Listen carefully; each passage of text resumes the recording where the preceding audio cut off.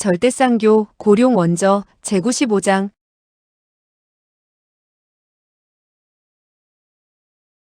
95.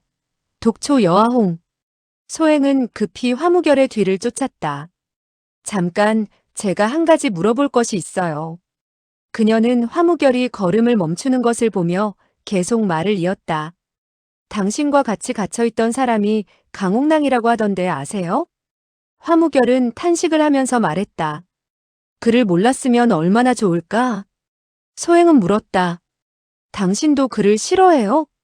화무결은 말했다. 물론이지. 소행은 물었다. 당신이 그를 죽였나요? 아니. 소행은 탄식을 했다. 왜 그를 죽이지 않았죠? 인간 세상에 남겨두면 정말 후환이 많으리라 생각해요. 화무결은 말했다. 지금 몸에 병이 있는데 내가 어찌 손을 쓰겠소. 소행은 말했다. 그것이 바로 군자의 결점이에요. 그녀는 화무결이 몸을 돌리는 것을 보고 다시 큰 소리로 말했다. 잠깐, 할 말이 또 있어요. 무슨 말이요? 철심란의 말이 맞아요. 당신은 다정한 사람이에요. 소어와의 성질이 급하다는 것은 모두가 알고 있는 사실이다. 이런 성질이 급한 사람에게 사람을 기다리게 하는 일은 어려운 일이었다. 소어는 급했다. 그는 왔다 갔다 걸어다니면서 자주 호약사에게 물었다. 꼭 소행이 여기 온다고? 호약사는 매우 자신있게 말했다. 그렇소. 그러나 잠시 후 호약사도 급하게 말했다. 제가 중독된 것이 발작할 시간이 다가왔죠? 날더러 지금 독을 빼달라는 거요? 공자의 분부는 다 듣겠소. 다만 소어는 날뛰면서 소리쳤다. 말해두지만 소행이 오지 않으면 독도 해독하지 않을 거야.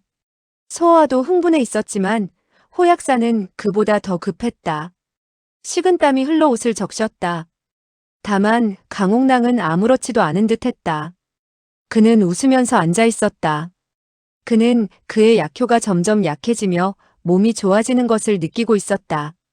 소어는 눈이 빠지도록 바라보았으나 소행의 그림자도 보이지 않았다. 그는 드디어 참을 수가 없었던지 소리쳤다. 가자. 우리가 그녀를 찾아가자. 강옥랑은 길게 한숨을 내쉬었다. 지금 그녀를 찾아가면 때가 이미 늦소. 소어의 눈이 달걀보다 더 크게 떠졌다. 그는 무서운 소리로 말했다. 늦었다고? 왜 늦어? 우선 소아가씨를 찾아서 다시 화공자를 구하려면 화공자는 이미. 그가 일부러 말을 멈추자 소어와는 그의 생각대로 더욱 날뛰면서 소리쳤다. 어떻게 된단 말이냐? 강옥랑은 일부러 천천히 말했다. 사실 내가 화무결을 가둔 곳은 그리 좋은 곳이 아니오. 공기가 통하지 않아서 시간이 오래되면 사람이 죽소. 소어와는 몸을 날려 죽이고 싶었으나 녹이 띤 얼굴을 거두며 다시 웃음 띤 얼굴로 바꿨다. 강영은 영리한 사람이니 화무결이 죽으면 이익이 없다는 걸 알겠지? 그것은 제가 물론 알고 있지요. 다만 그는 소어와를 바라보면서 말을 계속 이어갔다. 내가 그 사람을 구하면 무슨 이익이 있겠소? 내가 그를 구하면 내가 책임을 지고 해독약을 얻어오겠다. 강옥랑은 얼굴에 쓴웃음을 보였다. 난 이미 각오가 되어 있어. 세상의 일은 모두 허무한 것이고 생사의 일은 다만 하나의 꿈이요. 독약이 있든 없든 상관을 하지 않겠소. 그가 돌연 이런 놀라운 말을 하자 소어와는 놀라서 그를 바라보았다. 너, 내가 정말 강옥랑이냐? 진짜든 가짜든 상관이 없소.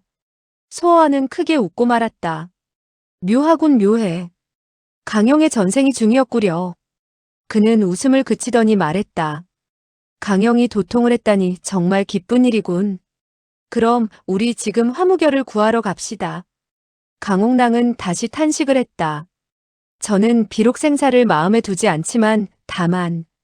그는 고개를 돌려서 철평고를 힐끔 쳐다보았다.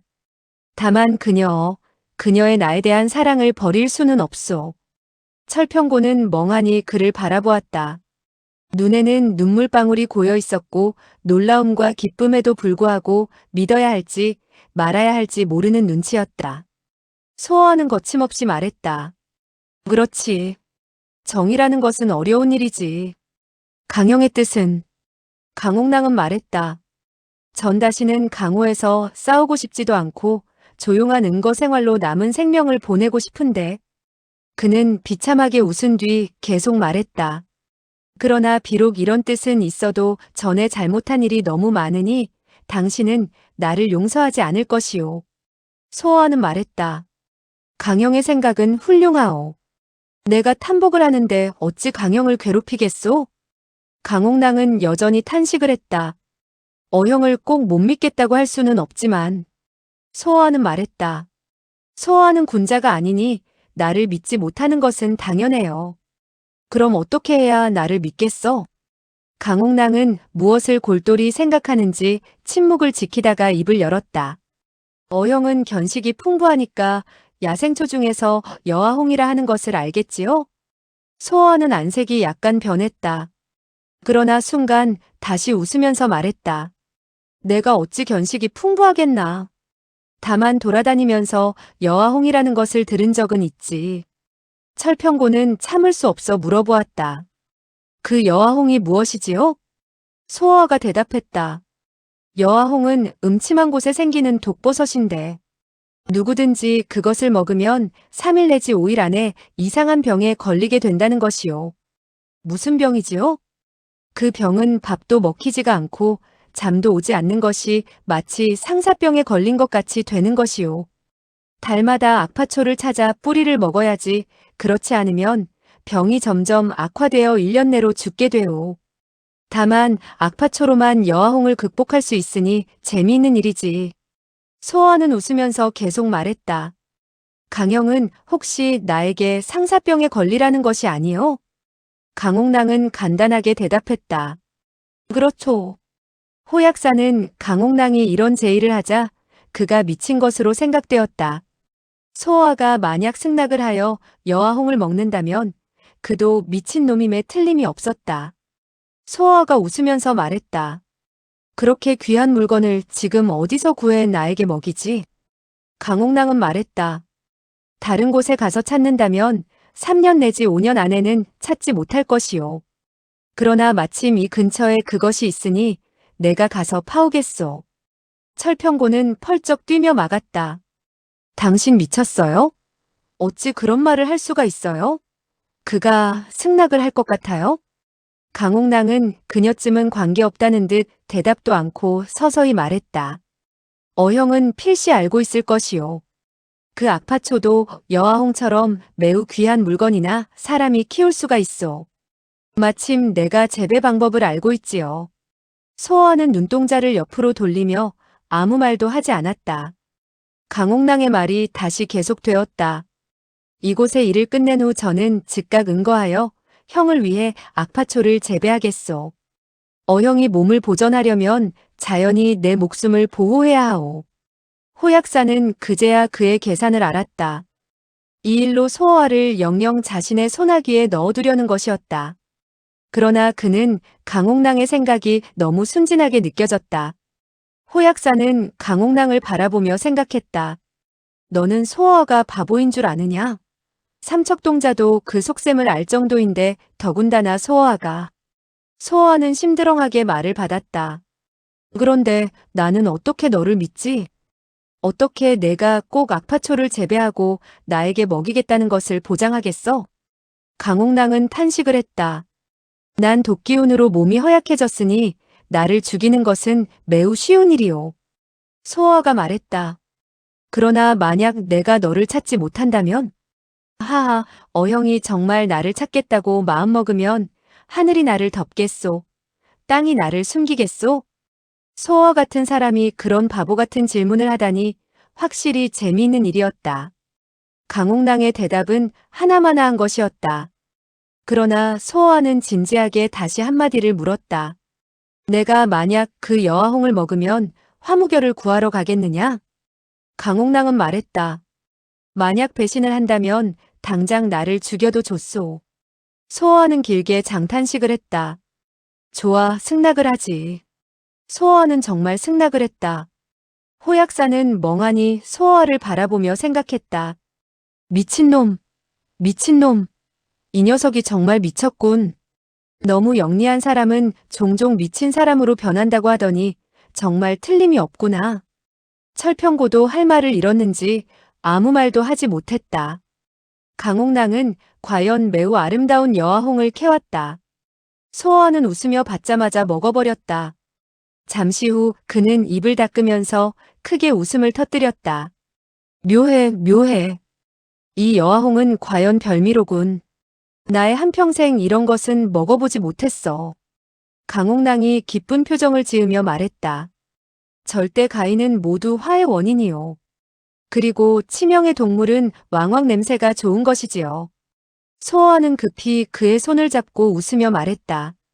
듣기 좋은 말에는 거짓말이 많으니 잔소리 말고 빨리 가서 사람이나 구하시지. 소어의 눈에는 아무도 거절할 수 없는 위험이 서려 있었다. 서곡이 있는 땅은 매우 황폐했다. 강옥랑이 소어를 데리고 앞으로 나아갔다. 길은 가면 갈수록 험준해졌다. 그는 병이 다시 발작했다. 거친 호흡을 내뿜으며 두 다리가 계속 떨렸다. 소어는 미칠 것만 같았다. 드디어 참을 수가 없어 그를 안으며 소리쳤다. 그곳이 도대체 어디지? 말을 해라. 내가 안고 갈 테니까. 강옥랑은 말했다. 어찌 어형에게 신세를 끼쳐드리겠소? 소어는 피식 웃고 난 후 말했다. 괜찮아. 너의 뼈는 가벼우니 힘들지 않을 거야. 강옥랑은 말했다. 어형의 뼈는 무거운가요? 그럼 금 후에 제가 어찌 어형을 들 수 있겠소? 철평고는 발을 구르며 말했다. 두 사람은 입다툼을 하지 말아요. 강옥랑은 말했다. 내가 어찌 형과 다투겠어. 다만 그의 말소리가 잠시 멈추어졌다. 그는 손으로 위를 가리키며 말했다. 어형은 위에 동굴이 보이시오? 소어아가 그의 손길을 따라 위를 바라보니 많은 풀이 돋은 산벽에 과연 하나의 검은 동굴이 보였다. 겉으로 보기에는 창문 비슷한 것이 하나 있었다. 내가 화무결을 저 동굴에 숨겼느냐? 강옥랑은 말했다. 여기가 괜찮지요. 소어아가 말했다. 너는 돌로 그 입구를 막지 않았지? 강옥랑은 말했다. 화공자는 이미 걷지 못하니 달아날 염려가 없소. 소어아가 언성을 높였다. 동굴의 입구를 막지 않았는데 그가 어찌 숨이 막히겠느냐? 강옥랑은 안색을 바꾸지 않고 담담히 말했다. 어쩌면 죽지 않았는지도 모르오. 그러나 황산의 동굴에는 사나운 맹수가 있을지도 모르니. 그의 말이 끝나기도 전에 소어아의 몸이 허공을 날았다. 강옥랑은 소리쳤다. 형, 우선 나를 놓아주시오. 그 산 벽에는 풀이 많이 돋아 미끄러웠다. 소어아가 그를 놓아주자 그는 일어서지도 못하고 동굴의 입구까지 기어갔다. 안을 바라본 그는 돌연 큰 소리로 말했다. 화공자, 내가 구하러 왔는데 들리시오? 동굴에서는 메아리가 계속 들렸지만 화무결의 목소리는 들리지 않았다. 강옥랑이 양미간을 찌푸리며 다시 말했다. 화공자, 당신 어떻게 됐소? 소어아는 급한 생각이 들어 강옥랑을 끌어내린 후 자기가 엎드려 동굴 안을 바라보았다. 동굴 속은 어두웠기 때문에 손가락도 보이지 않을 정도였다. 형, 화공자가 보여요? 소어아가 노하여 소리쳤다. 너 이 자식아, 무슨 수를 쓴 것이냐? 왜? 말이 끝나기도 전에 돌연등 뒤에서 큰 힘이 자신을 내리찍는 것을 느낀 소어아는 몸이 이미 낙엽처럼 동굴 속으로 빠져버렸다. 걷지도 못하던 강옥랑은 맹호처럼 일어서서 동굴 속을 향해 소리쳤다. 형! 소어아에게는 아무런 반응도 없었다. 잠시 후에 퉁 하는 소리가 들렸다. 그 동굴은 무섭도록 깊었다. 강옥랑은 하늘을 향해 크게 웃었다. 소어아, 소어아, 결국 너는 나에게 당하는구나. 철평고는 강옥랑이 매우 만족스럽게 웃는 것을 보자 깜짝 놀랐다. 소어아를 어떻게 했어요? 너는 도대체 그에게 관심을 갖는 것이냐? 아니면 나에게 관심을 갖는 거냐? 그러나 당신은 그렇게 해. 내가 어떻단 말이야? 당신이 그를 해쳤어요? 내가 그를 해치지 않고 그가 나를 해치기를 기다려야 되겠어? 철평고는 놀라서 소리쳤다. 당신은 마음을 고치지 않았군요. 조용히 여생을 보내겠다고 했잖아요. 그런데 그녀는 말을 하며 위로 올라오려고 했다. 그러나 그녀는 다만 한 겹 겉옷을 입고 있을 뿐이었다. 가파른 언덕을 오른다면 밑에 있는 호약사에게 엉뚱한 구경이나 시켜주게 되고 말 일이었다. 그녀는 급히 다시 내려와 옷매무새를 가다듬었다. 호약사도 한동안 넋을 잃고 있다가 몸을 날려 강옥랑의 곁으로 갔다. 소어하는 여아홍에 중독이 되었는데 앞으로 그것을 이용하여 말을 듣게 할 수 있지 않느냐? 그런데 지금 그를 해치면 너무 애석하지 않을까? 강옥랑은 말했다. 그 이유를 모르겠소? 호약사는 말했다. 나는 정말 무슨 영문인지 모르겠는데. 강옥랑은 말했다. 소어아도 몰라서 나에게 당한 것이요. 방금 그 여아홍은 가짜요. 이제 알 것 같소? 호약사는 다시 놀라고 말았다. 그는 이 강옥랑의 수단이 정말 악독하다고 생각하며 놀랄 뿐이었다. 강옥랑은 말했다. 그는 너무 혼자 영리해 스스로 절대로 남의 속임수에 넘어가지 않는다고 생각하는 것이 병이지. 사람이 너무 잘난 척하면 때때로 가장 쉬운 방법에 걸리고 말지.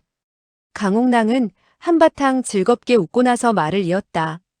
소어아야, 너는 항상 내가 세상에서 가장 영리한 사람이라고 생각했지만 이제야 세상에서 누가 가장 영리한 사람인지 알겠지? 호약사는 참을 수 없어 다시 말했다. 화무결도 내가 해쳤단 말이냐? 강옥랑은 말했다. 화무결은 벌써 갔지. 호약사가 물었다. 갔어? 강옥랑은 말했다. 당신은 화무결이 병신이라고 생각하시오? 말해두지만 그도 사람을 잘 속이지요. 그는 고의로 그런 병신 같은 행세를 해서 당신들이 소홀히 하는 틈을 이용해서 달아났소. 호약사가 물었다. 그럼 백상구는? 강옥랑은 말했다. 그때는 나의 병이 발작이 심해서 잘 보진 못했어도 아마 화무결을 쫓아가는 것 같았소. 호약사는 고개를 들어 그를 뚫어져라 바라보았다. 그럼 지금 너의 병은? 약들 중에 어떤 것은 무섭긴 해도 발산이 빠르오. 호약사는 돌연 날뛰면서 소리쳤다. 나는 그에게 해독약을 구해야 했었는데.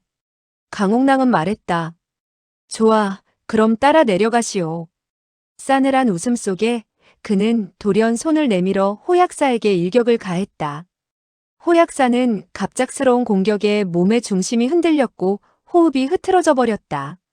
만약 즉시 뛰어내린다면 피할 수 있을지도 몰랐다. 그러나 호흡이 흐트러진 상태에서 땅으로 떨어지면 상처는 입지 않는다 해도 필시 중심을 잡지 못할 것이다. 그때 강옥랑이 계속 공격을 한다면 다시 피해내기도 어려웠다. 그러나 12성상은 모두 큰 적을 많이 상대해온 무림호걸이었고 호약사는 그 중에서도 날뛰던 사람이었다. 순간적인 판단에 능했다. 강옥랑이 일격을 가하자 호약사는 피하지 않고 그것을 맞받으면서 그 자리에서 발을 강옥랑을 향해 휘둘렀다. 강옥랑이 껄껄 웃으면서 말했다. 제법 하는군. 그의 몸이 솟구치며 양발로 공격을 시도했다. 호약사는 그가 이런 공격을 할지는 몰랐다. 그는 크게 놀란 나머지 피하지 못하고 어정쩡한 상태에 있었다. 그는 손으로 강옥랑의 발을 잡으려 했다. 그러나 강옥랑의 발은 이미 그의 목을 향하고 있었다. 손의 힘이 어찌 발보다 크겠는가. 그가 이 발을 막아낸다 해도 아래로 떨어지게 되는 것은 틀림이 없었다. 그러나 강옥랑의 발을 잡게 되면 두 사람이 같이 떨어질 것이다. 그는 급한 나머지 그렇게 할 수밖에 없었다. 그러나 강옥랑의 몸은 공중에서도 민첩하게 움직였다. 그의 양다리는 순간 7, 8번을 눈에 보이지 않을 정도로 빠르게 공격해왔다. 호약사는 그의 발을 잡기는커녕 그의 발이 어디를 공격하는지조차 알 수가 없었다. 호약사는 그제야 강옥랑이 악독하고 교활한 사람이라는 것을 느꼈다. 무술의 고강함은 그의 생각 밖의 일이었다. 그는 자기가 더 이상 반항을 하지 못할 것을 알고 길게 한숨을 내쉬었다. 그는 강옥랑에게 걷어차여 그 동굴 속으로 떨어져 버렸다.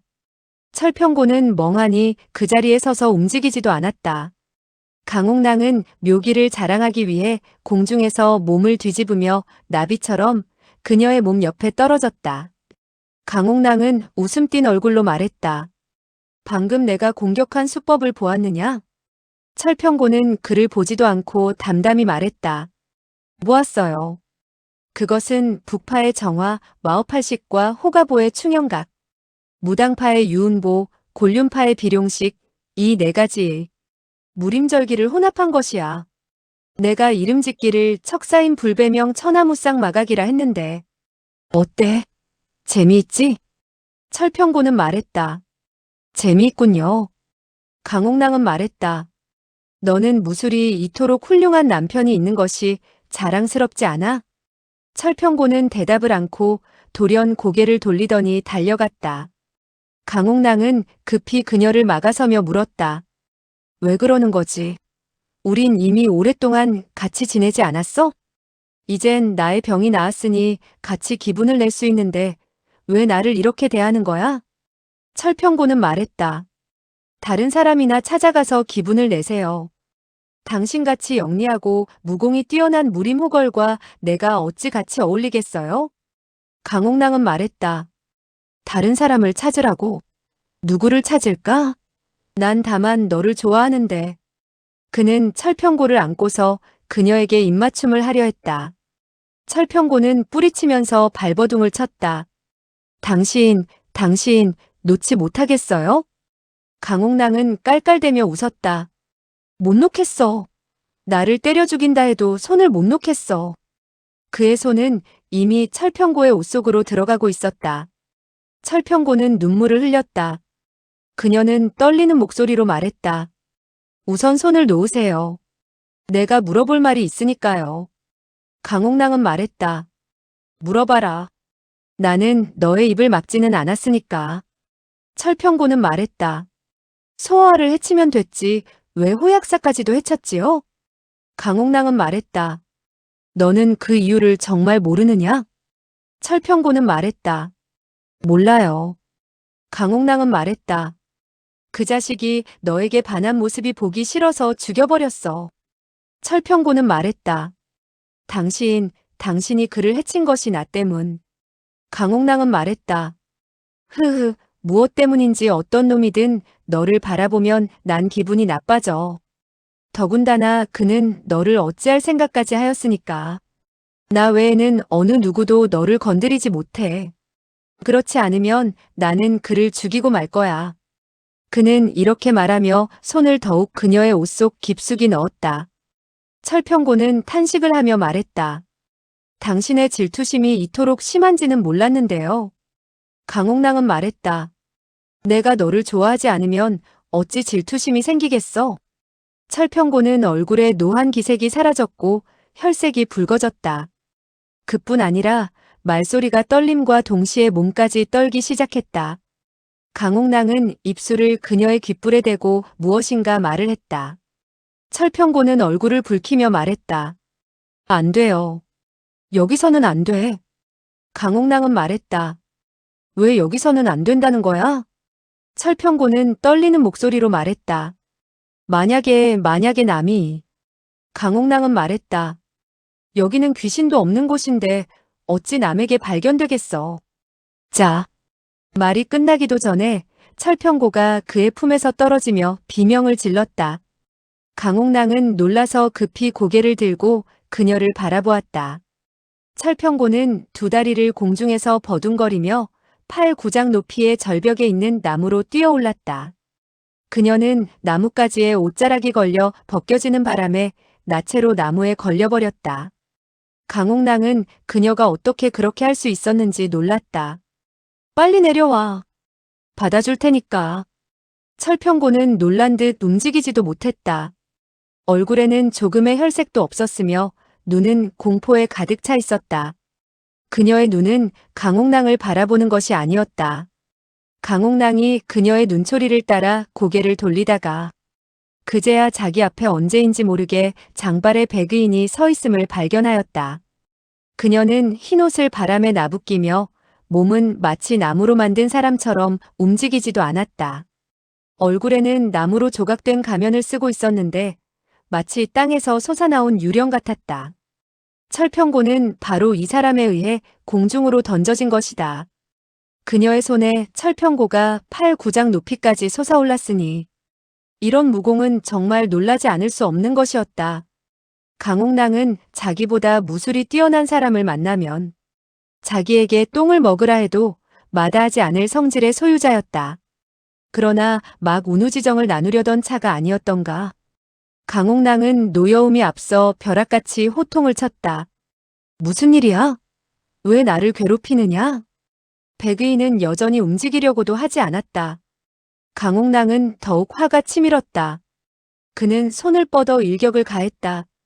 그러나 백의인은 오직 가볍게 옷소매를 휘저었을 뿐이었다.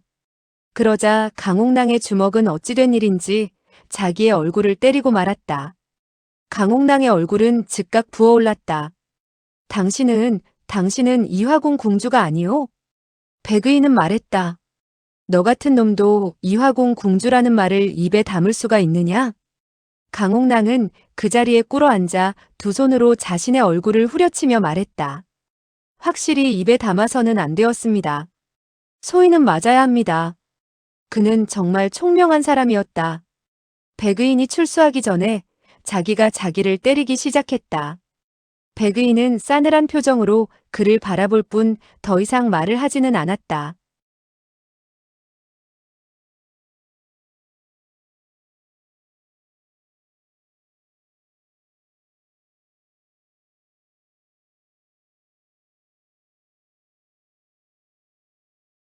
절대쌍교 고룡 원저 제96장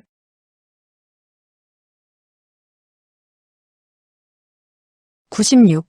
강옥랑과 10대 악인의 거래. 강옥랑은 그녀가 말을 하지 않자 손을 멈출 수가 없었다. 그의 하얀 얼굴은 이미 돼지의 간처럼 변했고 입가에서는 계속 피가 흘렀다. 철평고는 마음이 아파 참을 수가 없었다. 궁주 제발 부탁이니 그를 용서해 주세요. 백의인은 철평고의 목소리를 듣자 고개를 들어 입을 열었다. 너는 그를 위해서 빌고 있지만 누가 너를 위해 빌어주겠느냐? 철평고는 떨리는 목소리로 대답했다. 저는 죄가 막중하여 용서를 빌 자격도 없습니다. 좋아, 그럼 너에게 물어보겠는데 너는 소아를 어디로 데려갔지? 소아 그녀는 돌연 망설였다.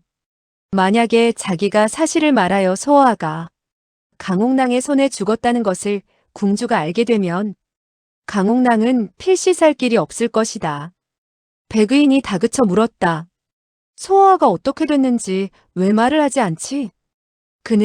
그도 여기에 왔었는데 필시 동쪽에 있을 것입니다. 좋아, 내가 찾아가지. 거짓말은 아니겠지? 강옥랑은 여전히 자기의 얼굴을 후려치고 있었다. 백의인이 소리쳤다. 됐어, 멈추어라.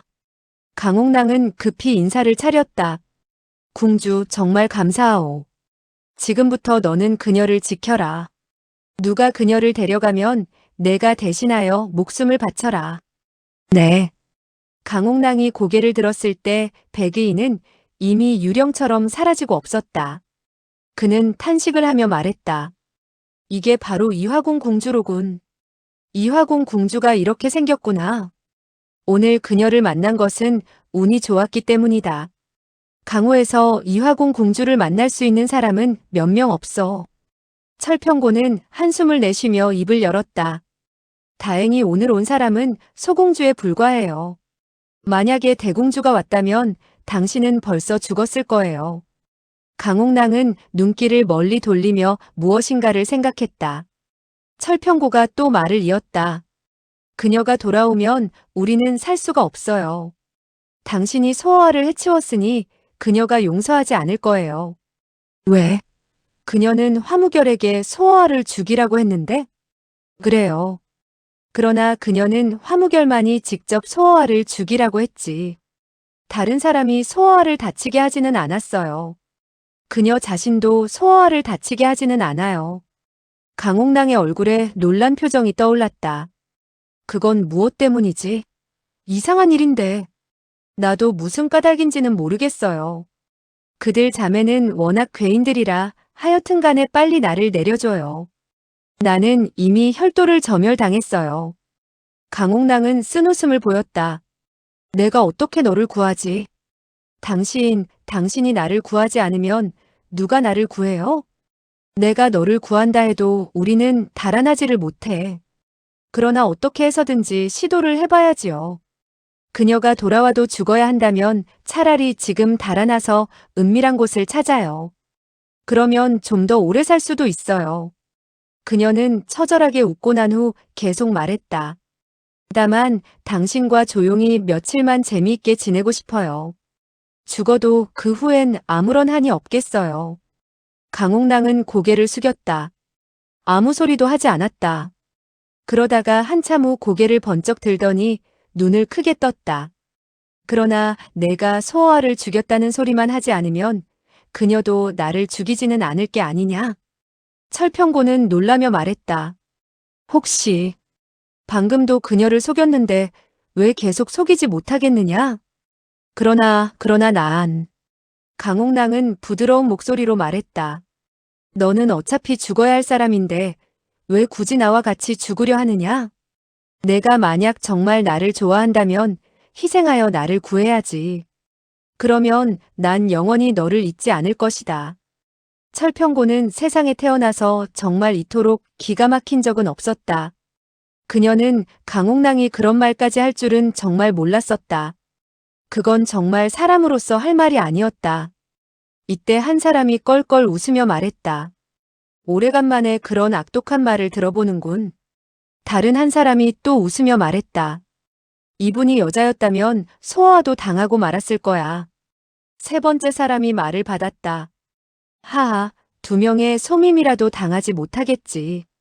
네 번째 사람이 크게 웃었다. 구양 형제가 죽은 후 사람이 없어서 걱정을 했는데 지금 바로 앞에 하나가 있잖아. 웃음소리 중에 산 뒤에서 네 사람이 걸어 나오고 있었다. 이 네 사람 중 하나는 입이 매우 컸고 하나는 계속 웃고 있었으며 또 한 명은 남자인지 여자인지 구분이 잘 가지 않는 차림이었으며 마지막 하나는 거짓 차림으로 등에 보자기를 하나 걸머쥐고 있었다. 그 보자기 속에서는 이상한 신음소리가 계속 흘러나오고 있었다. 신음소리는 매우 고통스러워하는 것 같기도 했으나 어쩌면 좋아서 교태를 부리고 있는 것처럼 들리기도 했다. 그 거지 같은 사람은 왼손에 든 나뭇가지로 보자기를 때렸다.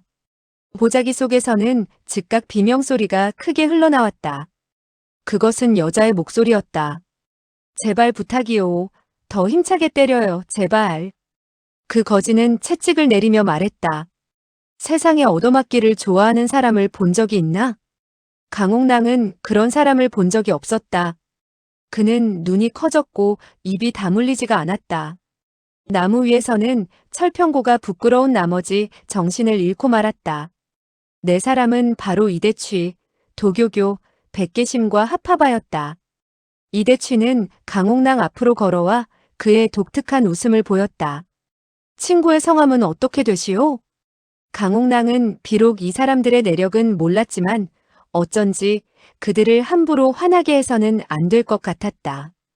그는 헛기침을 하며 자세를 고쳤다. 저는 장평이라 하는데 여러분들의 성함은 어떻게 되시는지요? 이대취가 껄껄대며 말을 받았다. 나이는 젊어도 10대학인이라는 것을 들어는 봤겠지? 강옥랑의 안색이 즉각 변했다. 10대학인 귀하들은. 이번에는 하파바가 그들 사이로 끼어들었다. 하하, 그의 입을 보면서도 누가 누구인지 모르겠나? 그들을 바라보고 있는 강옥랑의 손에는 땀이 축축이 배어나왔다. 도교교도 껄껄 웃으며 한마디 거들었다. 안심해. 우리가 너를 찾은 것은 악의가 없으니까. 강옥랑이 급히 표정을 바꿨다. 여러분은 모두 무림 선배이시니 자연히 무명 후배를 괴롭히지는 않겠지요. 저는 안심을 하겠습니다. 선배님들을 만나 뵙게 되다니 매우 기쁘군요. 이 애가 얼마나 말을 잘하는가 좀 들어봐요. 하하, 이런 사람은 정말 마음에 들지. 그래서 나무 위의 아가씨가 목숨을 바치는군. 강옥랑이 말했다. 나무 위의 아가씨는 다만 도의상의 친구이지 절대로 남녀의 정은 없습니다. 선배님들이 농담을 하시는군요. 도교교가 말했다. 도의상의 친구라면 그녀가 나체로 나무에 매달려 있는데 왜 그녀를 구하지 않느냐? 강옥랑은 탄식을 하며 말했다. 저는 구하고 싶은 마음이 있으나 그러나 성인 남녀가 부부가 아닌 바에 어떻게 서로 손을 잡겠습니까? 또 지금 그녀는 모욕을 당하고 나체로 나무에 매달려 있으니 그렇다면 너는 정인군자가 되었구나. 저는 비록 강호의 나그네지만 그러나 예의라는 두 글자를 잊어본 적이 없습니다. 도교교가 껄껄 웃으면서 강옥랑을 가리켰다. 봐요. 정말 재주가 좋은데. 소아뿐만 아니라 구양 형제가 왔어도 스승이라 모실 거야. 하파바가 말했다. 하하, 구양 형제의 말은 그래도 세 마디 중 한 마디 정도는 진실이 있었는데, 그러나 그는 네 마디 중 네 마디 모두가 거짓말이야. 강옥랑은 급히 머리를 조아렸다. 선배께서는 농담을 잘하시는군요. 제가 선배님 앞에서 어찌 거짓말을 하겠습니까? 어찌 거짓말을 하느냐고. 하하, 또 거짓말. 제가 한 말은 모두 사실인데 선배께서는 믿지 않으시니. 도교교가 그의 말을 끊었다. 너의 말이 모두 사실이란 말이야? 그럼 물어보겠는데. 내가 장평이라면 강옥랑이라는 나쁜 놈은 또 누구란 말이냐? 거짓말이 탈로 났을 때 얼굴 색깔이 변하지 않는 사람은 100사람 중에 하나가 있을까 말까 하다. 강옥랑이 바로 그 중에 하나였다. 그는 얼굴을 전혀 붉히지 않았을 뿐더러 오히려 웃어버렸다. 도교교는 그를 바라보면서 그가 점점 재미있다고 느꼈다. 자기도 웃으면서 말했다. 무엇이 우습지? 난 돌연 내 자신이 재미있다고 느꼈기 때문이요. 왜? 선배들 앞에서 거짓말을 하는 것도 웃기는 일인데 도망가려 해도 힘이 없으니 우습지 않아요? 하파바가 손뼉을 치며 재미있어 했다. 말을 잘했어. 하하, 이 녀석은 정말 알랑방귀도 잘 뀌는군. 선배들은 필시나와 이야기를 나누기 전에 이미 나의 내력을 완전히 알고 계셨군요. 그렇지. 우리는 내가 강옥랑이고 강남대협이 아들이라는 것을 알지. 그리고 또 저 나무 위의 아가씨는 이화궁의 문화라는 것도 알고 있어. 도교교의 말에 강옥랑이 대꾸했다. 선배들께서 우리에게 이렇게 관심을 보이시니 무안해지는군요. 너는 왜 우리가 너에게 관심을 보이는지 아느냐? 선배들께서는 혹시 저에게 중매를 서려는 것입니까? 내가 만약 딸이 있다면 차라리 이대추에게 시집을 보내지 너에게 주지는 않겠어. 이대추는 최소한도 그녀의 머리는 먹지 않을 테니까. 그러나 너는 뼈까지도 삼킬 것 같은데. 도교교의 말이었다. 강옥랑은 미소를 보였다. 선배 과찬이십니다. 저를 어찌 이 선배와 비교하겠습니까? 이대취가 가만히 있을 리 없었다. 겸손할 필요가 없어. 나는 사람을 하나하나씩 먹지만 그러나 너는 사람을 줄을 꿰서 삼키더군. 쌍사표국의 사람들을 하룻밤에 먹지 않았느냐? 그러나 강옥랑은 여전히 안색이 변하지 않았다. 선배들이 나를 그토록 자세하게 조사한 것은 무엇 때문이지요?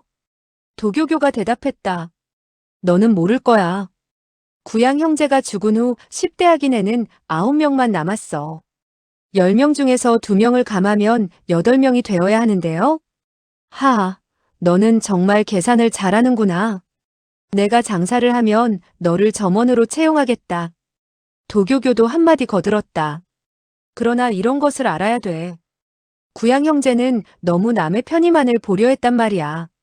그렇게 변변치 않으니 그들 두 사람을 합해서 한 사람으로 쳐버렸던 게지. 강옥랑은 고개를 끄덕였다. 그렇다면 10대 악인이 되려면 남의 편의를 지나치게 봐서는 안 되겠군. 이 말을 명심해야지. 구양 형제는 죽었고 악도기는 점점 바른 길로 가려하며 광사철저는 행방불명이야. 미사인 불배명의 소미미는 어느 동굴에 숨어버렸고 우리는 10대 악인의 이름이 이미 강호에서 그리 위험이 없다는 것을 깨달았지. 강옥랑은 물론 소미미가 있는 곳을 알고 있었다. 소미미는 이미 그와 소어에 의해 지하에 수장되어 버리지 않았는가. 그러나 그는 다만 담담히 웃으며 말했다. 선배께서는 사람을 찾아서 구양 형제의 자리를 대신하자는 것입니까? 그렇지. 우리는 10대 악인의 이름을 다시 정리해야겠어. 그러나 그런 사람은 찾기가 어렵지요. 내가 알기로 강호에 선배들과 어깨를 같이 할 사람은 몇 명 없을 거요. 바로 너야. 강옥랑은 급히 말을 받았다. 제가 어찌? 하하, 사양할 필요는 없어. 너는 나이가 젊지만 벌써 이런 성취가 있으니 2년만 더 있으면 우리가 너를 따르지 못할 거야. 2년까지 기다릴 필요도 없지. 지금도 우리는 이미 그와 비할 수가 없어. 하파바의 말이었다. 강옥랑은 놀란 표정을 지으며 급히 말했다. 감당치 못하오. 선배들께서 이렇게 사랑해 주시는데 어떻게 보답을 해야 할지. 이대취가 한편에 앉아있다가 불쑥 끼어들었다. 재미있어. 내가 이런 말을 할 수 있는 것은 내가 의리가 있다는 거야. 하여튼 좋았어. 한마디도 없던 백계심이 돌연 입을 열었다. 이 녀석아, 절대로 이들에게 당하지 마라. 이들이 너를 칭찬하는 것은 다만 그들에게 일을 하나 해달라는 것뿐이니까. 이분 인형 손님 불리기의 별명은 과연 명불허전이야. 그는 말을 그리 많이 하지는 않지만 일단 말을 하면 무섭지. 도교교가 웃었다. 이 자식은 남을 이간질하는 것이 특기야. 그러니 그의 말을 믿어선 안 돼. 백계심이 소리쳤다. 내가 한 말은 정말이야. 내 말을 듣지 않으면 후회할 것이다. 강옥랑은 입가에 미소를 보였다. 제가 선배들을 위해서 일을 할 수 있으면 영광된 일이요. 선배께서는 무슨 분부가 있으면 말을 하시지요. 도교교가 말했다. 무림에 무서운 사람이 있는데 위무하라고 하지. 너도 그가 이 산에 있다는 것을 알고 있겠지. 그런데 그의 쥐동굴에 손님이 찾아온 것을 알고 있느냐? 그녀는 돌연 위무아의 얘기를 화제에 올렸다. 강옥랑은 미소를 감추면서 헛기침을 했다. 할 말을 찾기 위해서였다. 이 세상에 손을 잡고 싶지 않은 사람이 단 한 사람이 있는데 바로 위무아요. 나는 그와 알고 싶지 않소. 그의 동굴에 손님이 왔는지도 모르고 또 알고 싶지도 않소. 안 됐지만 그 귀비는 너를 알고 있단 말이다. 강옥랑은 놀라움을 금치 못하고 도교교에게 급히 물었다. 날 안다고요? 내가 누구란 걸 어떻게 알죠? 위무아는 평생에 친구가 없지. 12성상의 다른 놈들조차 그를 보면 피해버리는 형국이야. 그것은 바로 쥐를 보면 사람들이 잡아 죽이려고 하는 것과 같죠. 독사 같은 맹수와 친구를 하고 싶어하는 사람도 있긴 하지요.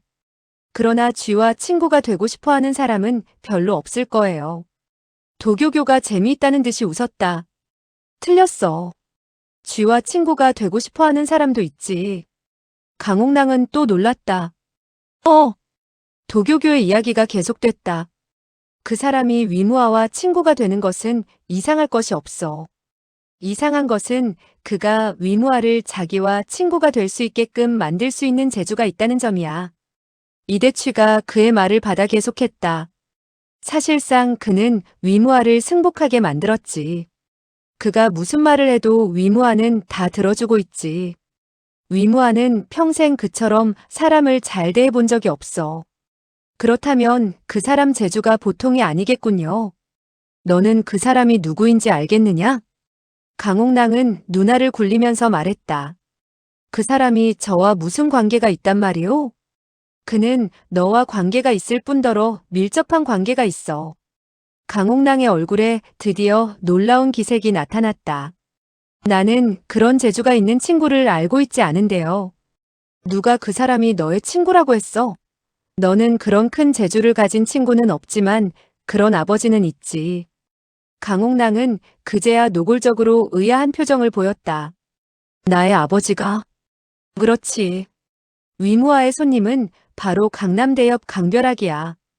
강옥랑은 놀라면서 길게 탄식을 했다. 나의 아버님이 위무아와 친구가 되다니. 그는 이렇게 말을 하면서도 속으로는 기쁜 기색을 감추지 못했다. 도교교가 웃으면서 말을 이었다. 위무아와 친구가 되는 것이 무엇이 나쁘겠나? 그런 튼튼한 배경이 있으면 이화공 공주가 그를 괴롭혀도 두려워할 필요가 없지. 강옥랑이 물었다. 그럼 선배의 뜻은 날더러 어떻게 하라는 것입니까? 아버지는 위무아의 친구이니 내가 가면 곧 귀빈이 될 것이야. 그러니 내가 쥐구멍에 가서 우리 대신 일을 해달라는 부탁이야. 제 능력으로 할 수만 있다면 선배들께서 분부하시오. 도교교와 이대취는 서로 바라보다가 이대취가 먼저 입을 열었다. 내가 만약에 위무아의 친구가 된다면 동굴에서는 마음대로 다닐 수 있겠지? 선배께서는 날더러 무슨 일을 알아내라고 하는 것이 아니오? 그렇지. 너같이 영리한 사람과 이야기를 하는 것은 매우 유쾌한 일이야. 그래, 무슨 일입니까? 이대취와 도교교는 또 서로 눈짓을 교환하다가 이번에는 도교교가 웃으면서 말했다. 대단한 일은 아니야. 다만 우리는 몇 개의 상자가 위무아의 손에 있다는 소리를 들었지. 너는 가는 길에 상자가 정말 있는지 좀 봐주기만 하면 돼. 만약에 있다면 어디에 있고 또 우리가 빼낼 방법도 생각을 해봐야지. 강옥랑의 눈에서는 빛이 반짝였다. 그는 이 일에 대해 구미가 당겨졌다. 그러나 얼굴에는 전혀 기쁘지 않다는 표정을 지으며 담담히 말했다. 그 상자는 무슨 상자이며 또 그 속에 무엇이 들어있지요? 하하, 그건 다만 몇 개의 낡은 상자인데 검은색이고 매우 무거워. 그런 무거운 상자는 다른 사람에게는 절대로 없으니 보면 곧 알 거야. 상자가 비어있나요? 상자 속에는 보물들이 담겨있지. 그러나 위무아가 이미 꺼냈는지도 몰라. 상자가 비어있을지도 모른다면 선배들은 왜 꼭 찾으려 하지요? 도교교가 탄식을 하면서 대답했다. 남의 눈에는 비록 몇 개의 낡은 상자에 불과하지만 그러나 우리의 눈에는 그것도 보물이지. 강옥랑의 눈이 더욱 반짝였다. 보물이라고? 그 상자 위의 칠은 우리에겐 100만 양을 준다 해도 팔 수 없는 보물이야. 도교교는 강옥랑의 대답을 듣지도 않고 계속 말했다. 그것은 피로 만든 것이야. 바로 우리의 원수의 피로 만든 것이야. 우리는 모두 늙었어. 그리고 그 상자는 바로 우리의 자존심이야. 우리는 그 몇 개의 상자로 옛날에 찬란했던 나를 회상하고 스스로에게 용기를 불어넣고 싶을 뿐이야. 그래서 우리는 어떠한 희생이 있어도 그것을 다른 사람이 가지게 할 수는 없어. 그 말을 이어 이대취가 무거운 목소리로 말했다. 우리가 강호에서 다시 일어서려면 꼭 그 몇 개의 상자가 있어야 돼. 강옥랑은 점점 넋을 잃으면서 말을 하지 못했다. 도교교가 다시 말했다. 만약 그것이 보통의 보물이라면 위무아의 손에 들어갔어도 우리는 상관하지 않겠어. 돈이 필요하다면 다른 곳에서 약탈하면 더욱 쉬운 일이지. 그렇지 않은가? 이대취가 주먹을 굳게 쥐며 말했다. 그러나 만약 이 몇 개의 상자를 잃어버리면 우리는 한평생을 산 보람이 없어지는 거야. 그러니 너는 어떻게 해서든지 우리를 좀 도와줘야겠어. 결코 내 은혜를 잊지는 않을 테니까. 강옥랑은 고개를 숙이고 생각에 잠겼다. 이대취가 물었다. 자네는 우리를 믿지 못하겠는가? 강옥랑은 그제야 웃음을 보였다. 선배의 말이 이토록 간절하니 저는 감동을 했습니다. 왜 믿지를 않겠어요? 다만 어떻다는 것이냐? 그 몇 개의 상자는 남의 눈에는 아무 가치도 없으니 위무아도 소중히 하지는 않았을 거요. 그가 상자 속의 보물을 꺼냈다면 벌써 상자를 버렸을지도 모르지 않겠어요? 도교교가 말을 받았다. 그 문제도 생각해봤지. 위무아가 상자를 버렸다 해도 상자를 어디에 버렸는지 좀 알아다 주겠는가? 그녀는 웃으며 계속 말했다.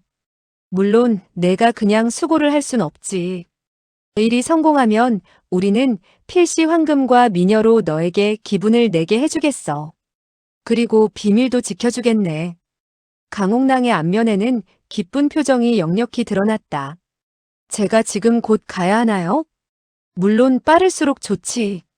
강옥랑은 흥분된 상태로 철평고가 걸려있는 나무를 바라보며 말했다. 그럼 저 여자는?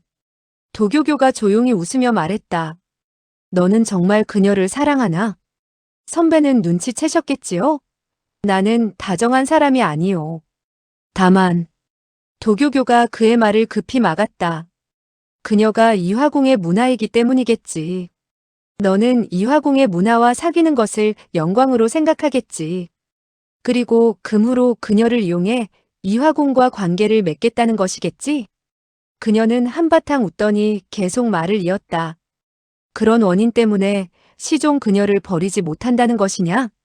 선배께서 그렇게 말씀하시니 제가 부인할 필요는 없겠는걸요. 그러나 지금은 그녀와 같이 있는 것이 짐스러울 뿐 이익이 없다는 걸 알아야 돼. 강옥랑이 탄식을 했다. 이익이 있다 해도 괴로움이 더 크지요. 바로 그것이야. 바로 그것이야. 그녀는 생긴 것도 몸매도 좋아. 그러나 내가 일만 성공리에 끝내준다면 내가 책임지고 더 예쁜 미녀들을 구해주겠네. 그녀는 강옥랑의 귀에 대고 속삭였다. 그리고 내가 우선 그녀들에게 너를 유쾌하게 해주는 방법을 가르쳐주지. 강옥랑은 좋아서 입을 다물 수가 없었다. 정 그렇다면 제가 곧 떠나겠습니다. 그러나 일을 완수한 후 어떻게 여러분과 연락을 할 수 있지요? 도교교는 애교를 떨며 말했다. 일을 완수하든 그렇지 못하든 3일 후에 동굴 입구에서 산책을 하게. 우리가 자네와 이야기를 할 방법을 찾을 테니까. 강옥랑은 미소를 보이며 말했다. 좋아요. 그럼 우리는 그렇게 결정을 했소. 이렇게 말을 하고는 그는 철평고를 돌아보지도 않고 나는 듯 급히 떠나버렸다.